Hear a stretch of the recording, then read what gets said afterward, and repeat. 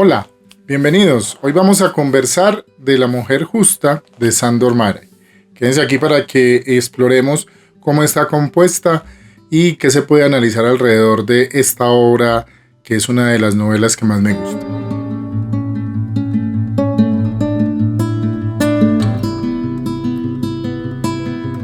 La mujer justa es una novela dividida en tres partes. Entonces vamos por la composición. Esa composición está planteada entonces en tres partes. En cada una de esas partes, los narradores, que es un narrador en primera persona, nos va a contar desde su punto de vista los acontecimientos que los unen a los tres personajes de los que vamos a conocer y vamos a explorar. No solo cuando la leamos, sino también creo que nos van a quedar abiertas muchas preguntas alrededor de los planteamientos que hace la obra. Es una novela que podría ser catalogada como una historia de amor, ¿sí? O sea, una historia, en algunas partes aparece como una historia de tres personas, que un triángulo amoroso, pero también se puede explorar de otras maneras, porque Sándor Márai hace una exploración muy profunda de la condición humana. Digamos que la trama es una trama que podría ser ya muy explorada. Es una trama donde entonces es un hombre en medio de una relación con dos mujeres. Esas dos mujeres con las que él tiene un vínculo no van a tener como la relación al mismo tiempo, sino que a medida que se van tomando las decisiones y que cada uno de esos personajes va explorando, pues va teniendo ese vínculo social, ese vínculo amoroso. Lo llamo social porque de alguna manera la novela explora las condiciones del burgués, del ser burgués. La novela está ubicada en Budapest. Las dos primeras partes están ubicadas en Budapest y la tercera en Roma, pero los personajes todos se conocen en Budapest. Y a partir de los acontecimientos, y yo creo que muy marcado está a partir de las condiciones sociales que determinan el comportamiento de cada uno de ellos, están condicionados al actuar y de alguna manera parecieran estar como predestinados a tener que cumplir algunos actos en su vida. Entonces, explorémoslo paso a paso. Vamos con la primera parte. La primera parte está narrada por Marika. Hay una característica en las tres partes y es que los tres narradores son narradores en primera persona que están haciendo un falso diálogo. Están hablando con alguien que es su interlocutor. En el caso de los tres narratarios, mejor, de las tres personas que están ahí, a las que se les dirige ese discurso de la narración, no tienen toda la información de lo que les están contando. A pesar de que en los dos primeros casos van a ser amigos que fueron cercanos en algún momento, pero que no estuvieron presentes en esa parte de la vida de los personajes. Marika está sentada en la cafetería, está sentada conversando con una amiga y ve a su ex esposo. Y a partir de ahí le cuenta a esa amiga, con la que no tenía como vínculo durante muchos años, por lo menos durante los años que estuvo casada con Peter, y le cuenta entonces qué pasó en esos años. Hay unos detalles interesantes que creo que es una de las principales características de esta novela cuando se lee, y es que son de esos libros que vale la pena subrayar, porque está llena de frases, de alguna manera reflexiones muy interesantes ante la vida, ante la condición de amar, ante la condición de seres humanos, que nos determina esa construcción de personalidad. Entonces, Marika es una mujer burguesa que recién lleva pocos años separada de Peter, que fue su esposo, y nos va a contar cómo se casó con él y por qué se separaron. Márai, ahí hay que anotar ese detalle tan profundo de análisis que hace él como escritor para encontrar esa voz femenina y no percibir en ningún momento que detrás hay un escritor hombre, sino que estamos leyendo una narradora que todo el tiempo pareciera estar como de ese conocimiento tan profundo de la condición de ser mujer en esa época. ¿En qué época estamos? La primera parte está ubicada en el periodo entre guerras. Ya pasó la Primera Guerra Mundial, estamos previos a la Segunda Guerra Mundial, todavía esas situaciones están ahí latentes, pero no les están marcando ya la vida. Y un detalle muy importante, y es que estamos ubicados en un territorio que durante mucho tiempo fue el Imperio Austrohúngaro. Entonces viene de haber sido un imperio, entonces tienen un comportamiento que todavía ellos crecieron dentro del imperio, nacieron allí y están desarrollando su vida en una nueva sociedad. Esta nueva sociedad, a pesar de todos los cambios que generaron las guerras, todavía tienen algunos condicionamientos, en especial de los comportamientos del ser burgués. Y hay una crítica que hace Mara y ahí es esa crítica a la burguesía. Entonces, en la voz de Marica vamos a encontrar la historia como central, principal, que nos va a interesar también para conocer en las siguientes dos partes. Y es que ella siente que Peter no la ama completamente, o sea, no está entregado por completo a ella. Y se pregunta todo el tiempo por qué. Porque el hombre con el que se casó, ese hombre que decidió casarse con ella, no está entregado a ella 100%. Y empieza a indagar, y en esas indagaciones empieza a reflexionar de que en la sociedad, de que en el mundo, siempre hay alguien justo para el otro. O sea, en este caso es nombrado la mujer justa, es esa persona adecuada con la quien construir una relación o con la quien uno cree que debe de construir esa relación. Es, creo que ese detalle del creer es base para poder comprender nuestros comportamientos, porque muchas veces, en el caso que vamos a analizar también ahorita de Peter, se puede identificar que en la búsqueda que tenemos de esa persona justa, no estamos viendo a la persona que tenemos al lado, que puede ser, en realidad, la persona con la que debemos de haber construido una relación.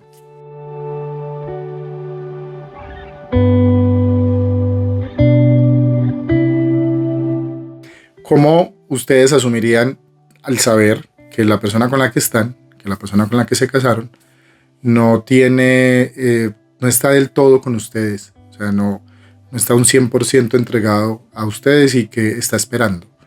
¿Qué está esperando? Esa es como esa pregunta que carcome la existencia. En este caso, la existencia de Marica, que la lleva a preguntarse todo el tiempo por qué Peter, su esposo, no está 100% con ella. Entonces nos va a llevar paso a paso, nos va a ir contando cómo se conocieron, va a hacer una pequeña definición inicial de qué es eso de ser burgués y nos plantea una particularidad que con el tiempo todos vamos identificando en las relaciones interpersonales, sobre todo en las relaciones amorosas, que la construcción de diferentes personalidades y que los vínculos de relaciones con personas que tienen diferentes personalidades puede llegar en algún caso a ser positivo, pero en otros a tener como barreras infranqueables. Y eso es lo que siente ella, que Peter es un hombre correcto, o sea, es un hombre que actúa siempre desde estar una actuación correcta, buena actuación. Inclusive en ningún momento ella siente que él la traiciona, que incluso su buen comportamiento está ligado no tanto al amor que siente por ella, sino al deber ser. Ese deber ser con el que lo educaron, con el que él de alguna manera se define como hombre, porque es la educación que le dieron. Entonces, en ese proceso, ella va a conocer a un personaje que va a estar presente en las tres partes, que es Lazar, que es un amigo de Peter, es un amigo escritor, que en cada una de las partes va a cumplir un papel diferente. En el inicio, cuando conoce a Lazar, identifica que Peter no es, ella en realidad no conoce al hombre con el que se casó. La pregunta que nos hacemos siempre es hasta dónde podemos conocer a las personas con las que vivimos, las personas con las que construimos una vida. Podríamos, si asumimos con tranquilidad, saber que no conocemos 100% del otro y que está bien, o sea, no tenemos que saber todo de la otra persona, no tenemos que saber todo de nuestra pareja. pero sí como que tener esa tranquilidad de que la parte que conocemos es una parte que nos brinda una estabilidad emocional y que nos permitirá construir esa relación y mantenernos juntos. Ella entonces va descubriendo ese camino, esa de que él no la ama, de que Peter no la ama, y en esa indagación van a pasar muchos años, van a pasar casi 8 años de matrimonio. Alrededor del quinto año van a tener un hijo, van a tener un bebé que los dos van a interpretar la relación a través del bebé, a través de ese hijo. Inclusive, de alguna manera, Peter poco a poco va como abriéndose y en un viaje que hacen los dos solos, se confiesan y se preguntan, bueno, ¿y qué vamos a hacer en esta relación que tenemos, que pareciera que no va para ninguna parte, pero que ya tenemos un hijo? Y él dice que él se va a quedar, que él la va a amar a través del hijo, que él se va a quedar ahí, y él dice que la quiere, pero que tiene un fantasma. O sea, él no lo confiesa, pero ya Marika lo va a asumir. O sea, él tiene un fantasma, una persona en su vida que necesita, con la que él de alguna manera tiene vacíos y que necesita como explorar parte, y tiene ese silencio que es a veces tan doloroso en una relación, y él tiene ese silencio que va a ser Judith, que es el tercer personaje. Marika entonces, cuando regresan del viaje, van a tener una pérdida terrible, y es que el hijo muere, y ahí van a encontrar esas, es enfrentarse a la realidad de lo que viene. Ella de alguna manera se deja llevar y casi que fallece por una enfermedad, pero cuando sale de ahí toma la decisión de reconquistar a su esposo, lo cual de alguna manera puede ser muy criticable, porque no pareciera que ella tiene una relación estable, feliz, sino que es una relación donde simplemente están ahí. Entonces la pregunta es, ¿y qué estás buscando? O sea, ¿qué es lo que quieres reconquistar? Si el mismo Peter le ha manifestado que estaba ahí ya era por el hijo. Cuando ella toma esa decisión, entonces comienza a indagar y qué es lo que pasa. Y en una conversación con su suegra, ella le da la idea, le genera como esa duda de que Peter puede tener una mujer justa que no es precisamente su esposa. Y ella quiere encontrar quién es. Y termina encontrando, en un día que Peter olvida su billetera, dentro de la billetera una cinta morada, que esa cinta morada termina siendo un símbolo de un amor, que ella interpreta así, que él está amando a alguien y que por eso conserva una cinta morada. Y se hace la pregunta de, si no fuera así, pues yo para qué voy a conservar la cinta, si no es de alguien que amo. En esa exploración ella va y habla con Lazar. Lazar se encuentran en un baile. Ella le confiesa lo que quiere hacer. Lazar le dice que no tiene sentido buscar, hacer esas búsquedas, esas exploraciones que pueden llevarnos a tener respuestas que no queríamos en el fondo. Y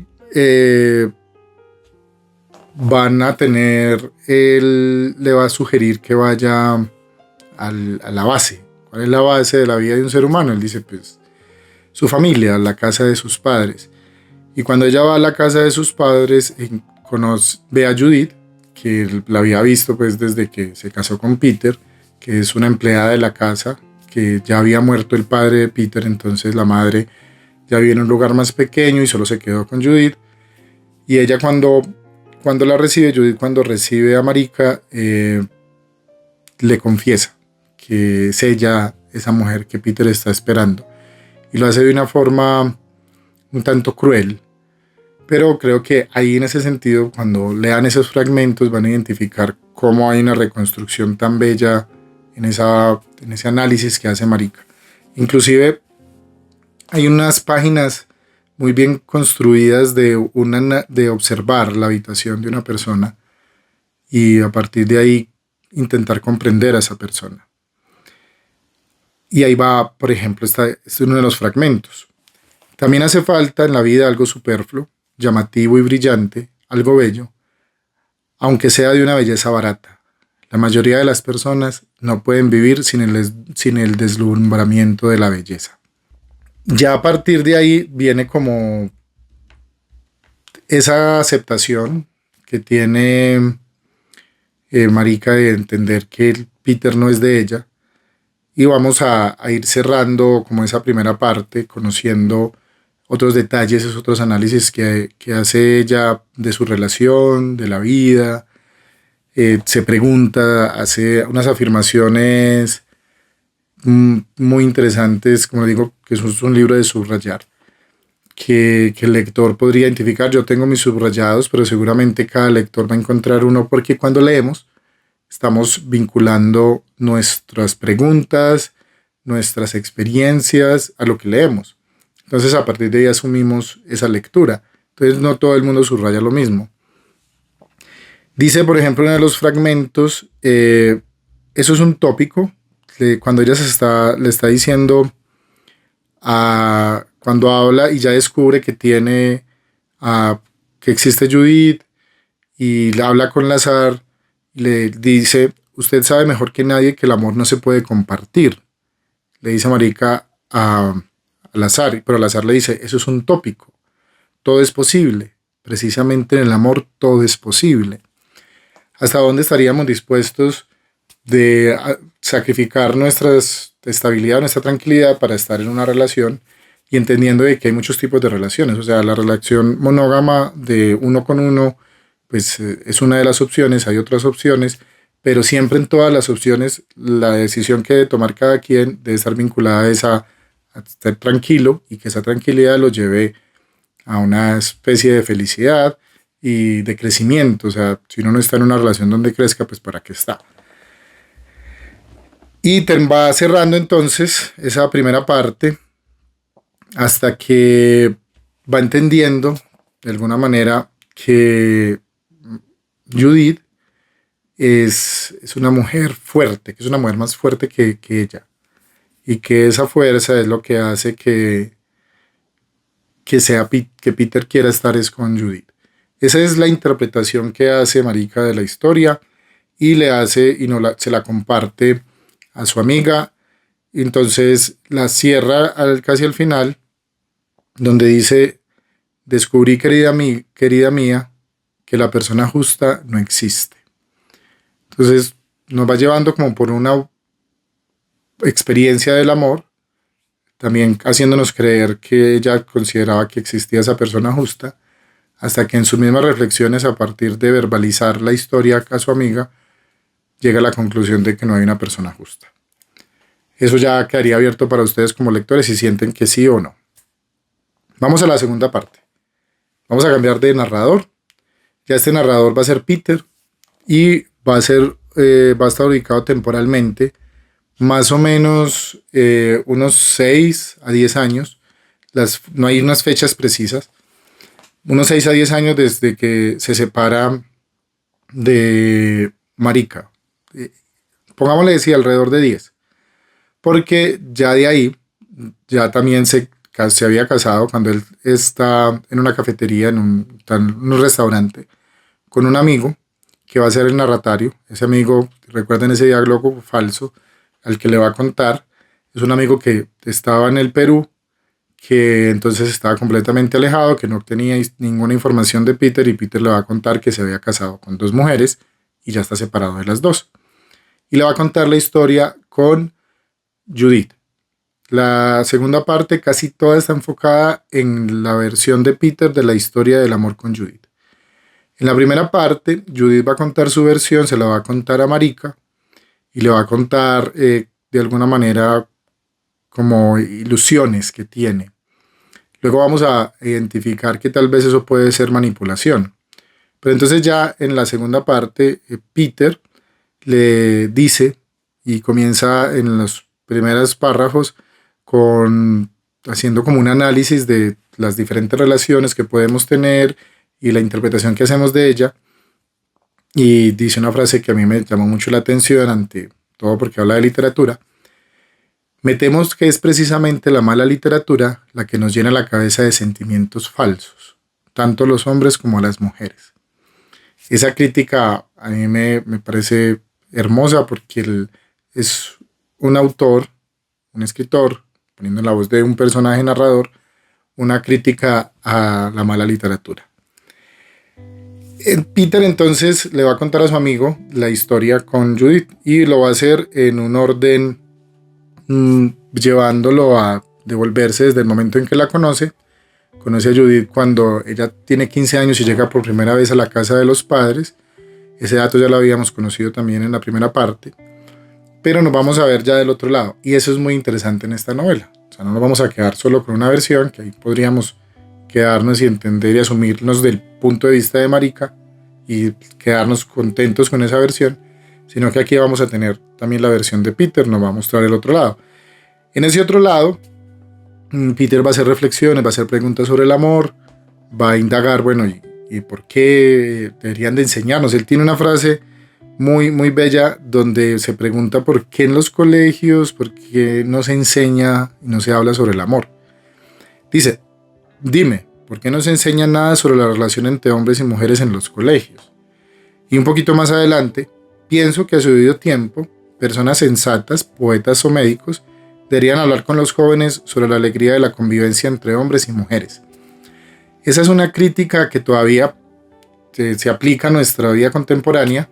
Esta obra fue publicada, las dos primeras partes, en 1941, y es una crítica hace más de 80 años que se le hace a que nosotros, en la formación que hacemos en la sociedad, no hablamos del amor. O sea, no se enseña, no se explora, siempre es un tema, a pesar de que es algo vital en la condición y en el ser humano, no lo hablamos. O sea, no lo exploramos, no lo compartimos con otros y terminamos viviéndolo como ensayo-error. Él, entonces, a partir de esas reflexiones sobre el amor, va a ir llevando a la historia y entender cómo de alguna manera fue condicionado para vivir su vida de burgués. Él es un joven burgués, su padre tuvo título nobiliario, ahora lo va a tener él. Su padre es un hombre rico y él va a hacer como todas esas críticas, esos análisis de esa vida que implica ser un burgués. Y ahí entonces una clave de la lectura aparte que se le puede hacer a La Mujer Justa, que más allá de una novela de amor, es una novela de crítica social, es una novela de crítica de cómo la sociedad determina comportamientos. Por un lado, los comportamientos del burgués, por otro lado, los comportamientos de las personas que se salen de ahí, que podrían ser, por ejemplo, los criados o las personas de otros estratos sociales, pero Peter no lo asume con una crítica precisamente a su estado, que es el ser burgués. Y ahí va a hacer preguntas. O sea, porque una de las condiciones y una de esas afirmaciones que él determina es que uno de los estados del burgués es la soledad. Que los burgueses tienden a estar solos. Y ante todo porque su forma de ser no les permite relacionarse con otros. No les permite relacionarse sin el miedo al amor. Que él lo dice en una frase: y nos quedamos solos porque somos engreídos y no tenemos el valor de aceptar el regalo un poco intimidatorio del amor. Y lo va aceptando. O sea, va aceptando todo lo que pasó. Ya es un hombre mayor de 50 y algo de años, tiene cuando está hablando con su amigo, y ya pasó por las dos relaciones, por los dos matrimonios, pero antes, en ese trasegar de llegar al primer matrimonio con Marika, le va a contar a su amigo y ahí al lector cómo era su vida, esa vida de preparación para convertirse en el señor burgués, que inclusive de alguna manera es un hombre que tiene esa dicotomía, si es cobarde, porque no enfrentó el amor cuando se sintió atrapado por Judith, cuando la conoció, cuando se sintió interés por ella, pero que su estatus social no le permitía casarse con una mujer, menos con una criada, una mujer que no fuera de su mismo nivel social. Entonces, de esa forma pareciera ser un cobarde, pero va a tomar también desde su análisis una decisión de valentía, y esa decisión de valentía va a ser cuando años después termina casándose con ella.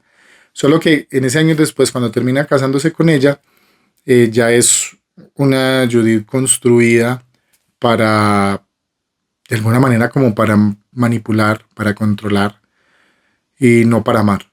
O sea, él también va a entender en esa búsqueda de contarle a su amigo, de encontrar las palabras exactas de lo que le pasó, que Judith no lo amó, que no lo quiso, y él va a ir comprendiéndolo. Al rango de la historia, si seguir la historia de forma cronológica, entonces él conoce a Judith, él tiene en promedio 30 años, hay unas dificultades como en interpretar bien las edades, porque cada quien va diciendo como fechas y edades diferentes. Pero entonces Judith tiene 15, él aparentemente está llegando a los 30, tienen esa diferencia de edad. Cuando ella va a cumplir 18, ellos tienen el segundo gran encuentro para él, donde él le dice a ella que se deberían casar, ¿cierto? Y ella le dice que no. Judith misma le dice que no, que no, y él le pregunta por qué, le dice, porque es usted un cobarde. Él en ese rechazo va a aceptar ya el hombre mayor, cuando está contando la historia, acepta que sí, que fue cobarde. Pero el Peter de los 30 va a marcharse, se va a ir casi 4 años a vivir por Europa, como a tener esa vida del casi libertinaje, donde aparentemente nunca pensó en Judy, que la sacó de su mente, regresa, y en ese regreso ya se casa con Marika.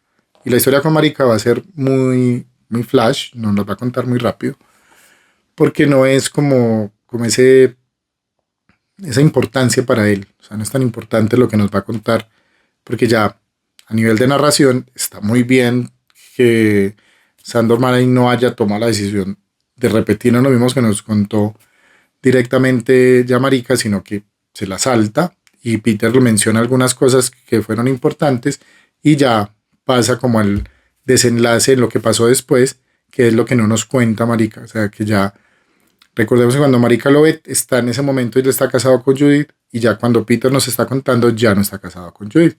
Entonces nos va a contar esa otra parte de qué pasó en la relación que los dos tuvieron, y nos va a contar que van a tener como, desde que ella regresa, Judith también toma una decisión, y es que después de que él se encuentra con Marika, que le habla, le dice que ella algún día se va a ir, que pronto se va a ir, y sí, un día se va, casi que desaparece de la vida de todos, no saben dónde está, y en esa ausencia Peter se queda en la espera, y es ahí donde Marika entiende que un hombre que está esperando a otra persona pues no puede ser la persona con la que ella debe estar. Cuando regresa Judith, solo hace un acto, y es que llama a la casa, contesta a Marika, se la pasa a Peter, y desde ese momento Peter sale y no regresa, ya no vuelve. Y van a durar 6 meses viviendo en hoteles, aparentemente en diferentes hoteles. Judith y Peter van a empezar a construir una especie de relación, donde se ven, hablan. El Peter ya le entrega como una cuenta bancaria donde le deposita dinero, y la cuenta bancaria rápidamente se queda vacía, y Peter vuelve y la llena, y ahí va él a contar también, le va a contar al amigo que él identifica y sabe que Judy le está robando, pero que aún así decide seguir con ella. Es como hablábamos de que él es un hombre que cumple de forma correcta con lo que debe hacer, cumple la palabra, actúa de acuerdo a lo que esperan que debe actuar. Y en ese actuar va a tener unas críticas, de nuevo, entonces nos va a mostrar el análisis de él de lo que es ser burgués, y va a tener esas críticas y va a llegar a esos puntos de la soledad, que creo que ese es el análisis muy interesante y de esa segunda parte, y es cómo las condiciones sociales nos pueden convertir en personas solitarias, que por más de que decidamos compartir la vida con otro o con otra persona, pues que estamos condenados a estar solos. Esa es una de las apuestas que plantea esta novela. Y hay un detalle, una frase que siento que es una de esas análisis que hace Peter, que lo podemos aplicar todos y los invito a que ustedes identifiquen qué piensan sobre ella. Las personas felices no tienen títulos, no hacen discusiones de rango, no reconocen ni pretenden ningún papel inútil en el seno de la sociedad.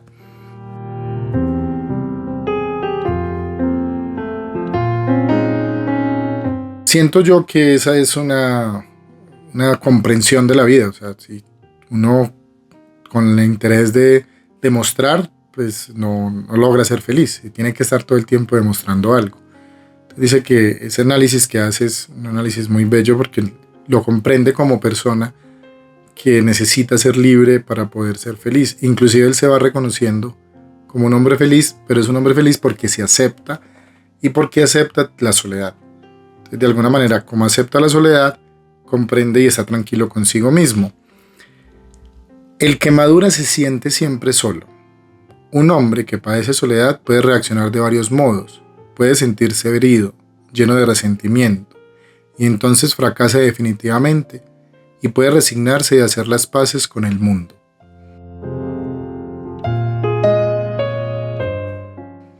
En este fragmento se nota ya esa comprensión que hace el Peter y que entonces nos comparte el autor a través de la voz del personaje. Vamos en esa conversación que van teniendo con el amigo, pues vamos conociendo todos los otros detalles, el otro lado de la historia, la versión de Peter, y vamos como encontrando que él es un hombre que de alguna manera no logró ser la persona que quería ser, todo por cumplir las necesidades que le planteaban, o pues más bien las condiciones que le planteaba el ser burgués. Cuando va cerrando ya esa parte y ya se identifica como un hombre mayor, como un hombre que ya no se va a volver a casar, que ya prefiere quedarse solo, cierra con una frase que a mí me encanta. Un día comprendí que nadie puede ayudarnos. El deseo de amar y ser amados permanece, pero no hay nadie que pueda servir de ayuda. Cuando uno comprende esto, se hace fuerte y solitario.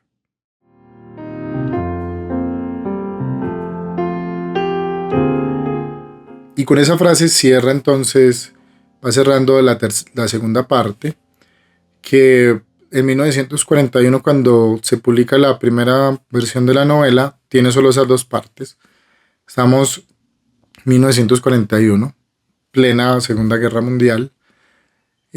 Ya Hungría está siendo ocupada.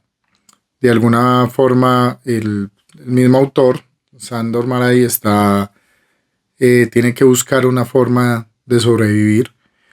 Y una de esas formas los va a llevar en la vida de él como autor. Él cuando termine la Segunda Guerra Mundial, se va a ir de Hungría y va a empezar como un periplo por una parte de Europa hasta que en los 60 llega a Estados Unidos. Pero en ese periplo inicial, después de la Segunda Guerra Mundial, va a estar en Italia y en Italia va a escribir la tercera parte. Esa tercera parte es la versión de Judith de los acontecimientos. Inclusive lo ubica en Roma. La narración está ubicada en Roma. Judith ya es una mujer mayor, es una mujer muy mayor ya para la historia, en el momento en que nos cuenta. Es como un recuerdo, ella intenta hacer como un recuerdo, no estamos ubicados bien en la fecha. Yo no logré identificarla, por si ustedes lo hacen, agradezco que lo compartan. Yo sé que ella menciona que ya después del 48 ella sale hacia Roma, pero ella ya es una mujer completamente mayor que tiene una relación de amantazgo con un joven que es a quien le va a contar. El narratario en este caso es un joven artista que toca batería, a la que ella le cuenta ese acontecimiento de su vida en el que nos muestra desde su crítica e ironía, que una crítica irónica al amor, ¿cierto? Que ella en realidad lo que hizo fue como aprovecharse de todas las circunstancias. Ahí había olvidado un detalle importante, y es que Peter mismo menciona en la segunda parte, que fue Judith la que metió la cinta morada en su billetera y él nunca lo supo. O sea, Judith es la que tiene ese comportamiento. O sea, Judith lo planeó, todo el tiempo estuvo planeando que Peter fuera de ella, o sea, que Peter estuviera con ella. Pero nunca se dio a estar con ella sin estar casados. O sea, tuvo como esa fuerza, según ella, para poder tenerlo todo. O sea, ella no quería una parte, ella no quería ser la amante, ella no quería que le alquilaran un apartamento y le pusieran un dinerito allí. Ella lo quería tener todo.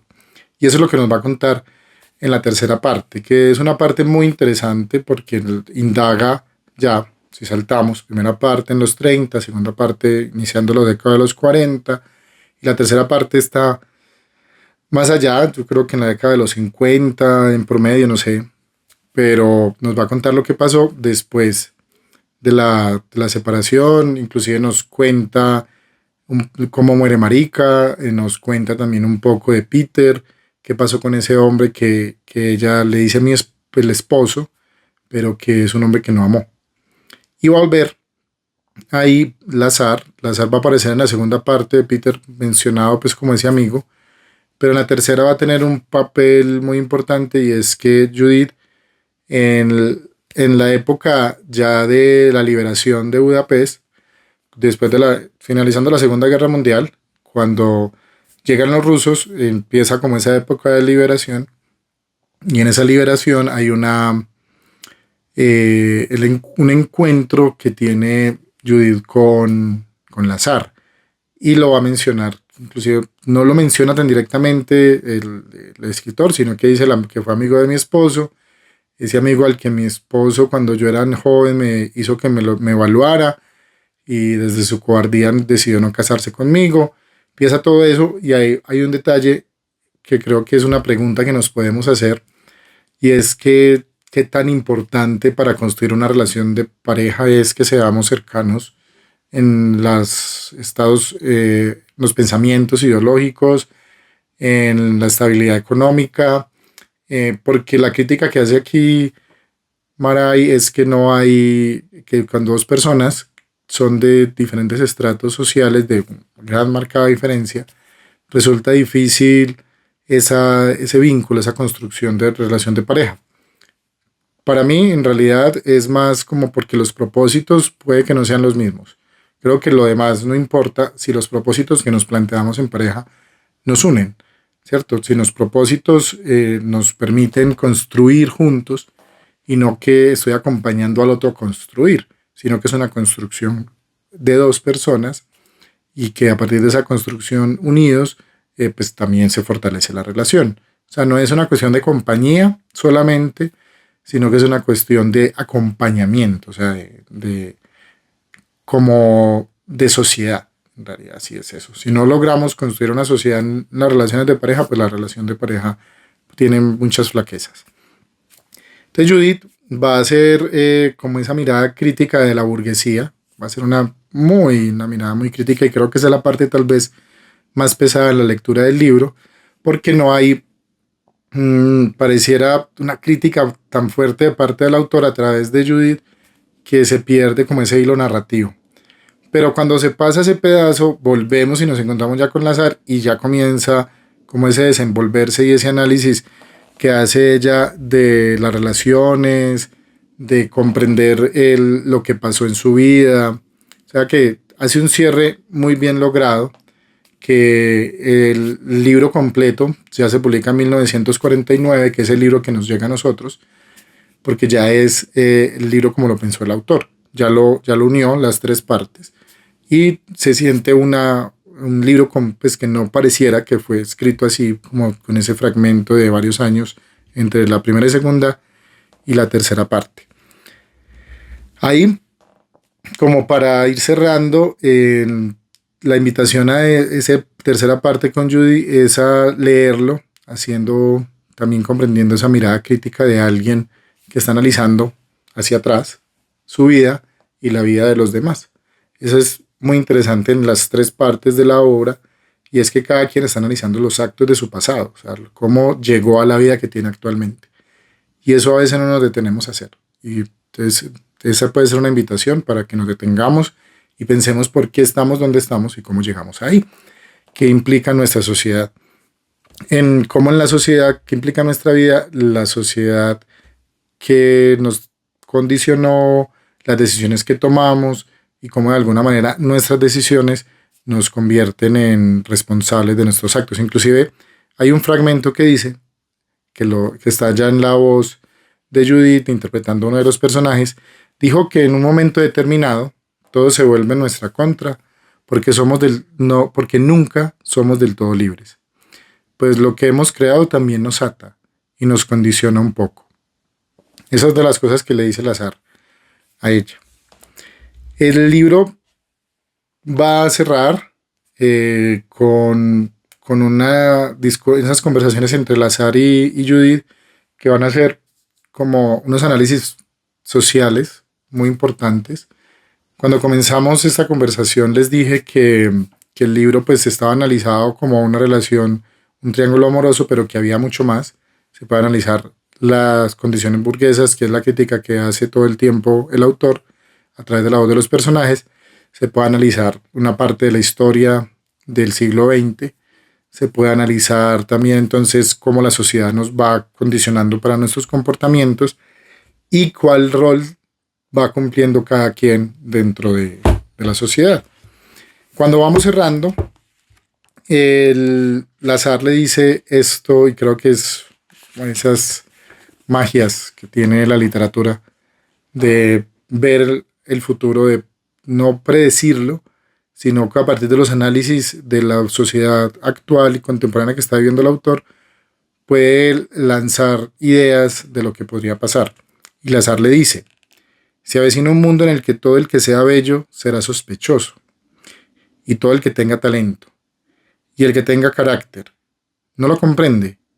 La belleza será un insulto y el talento una provocación, y el carácter un atentado, porque ahora llegan ellos. Saldrán de todas partes cientos de millones de ellos, y estarán por todas partes, los deformes, los falsos de talento, los débiles de carácter, y arrojarán vitriolo a la belleza, untarán con brea y calumnia el talento, apuñalarán el carácter en el corazón, ya están aquí, y serán cada vez más. Tenga cuidado.